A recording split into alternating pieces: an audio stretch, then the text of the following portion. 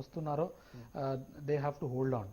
కానీ ఎవరైతే ఫ్రెష్గా ప్లాన్ చేసుకుంటారో they can increase their portion into equities. Because equity అనేది ఇప్పుడు మార్కెట్ డౌన్లో ఉంది కాబట్టి కొంత long term 5 to 10 years time period ఉన్నవారు మాత్రమే ఈక్విటీలో అలొకేషన్ స్టార్ట్ చేసుకోవచ్చు కంఫర్టబుల్గా. రైట్.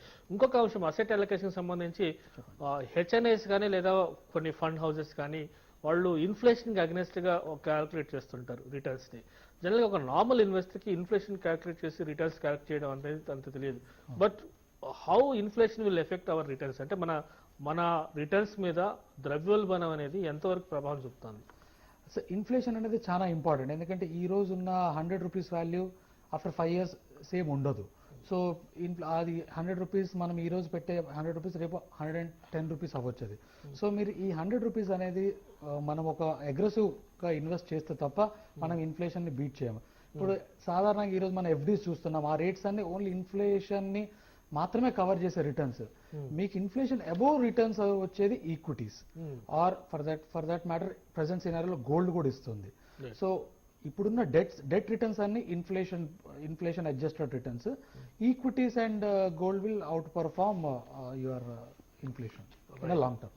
ఓకే, లాంగ్ టర్మ్ లో మాత్రం ఖచ్చితంగా ఈక్విటీస్ హైయర్ రిటర్న్స్. ఇప్పుడు మనకు అక్కడ కృష్ణమోహన్ గారు లైన్ లో ఉన్నారు. నమస్తే అండి కృష్ణమోహన్ గారు.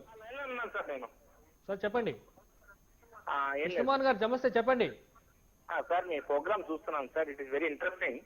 చెప్పండి sir.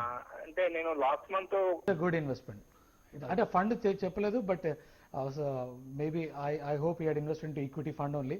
So equity funds are doing good in HDFC కాబట్టి it's a good investment. Okay, ఇప్పుడు తను ఎస్ఏ ఇప్పుడు మరొక అసెట్ అలొకేషన్ సంబంధించి మరొక క్లాస్ ఉంది, రియల్ ఎస్టేట్ అనేది, హోమ్ అనేది.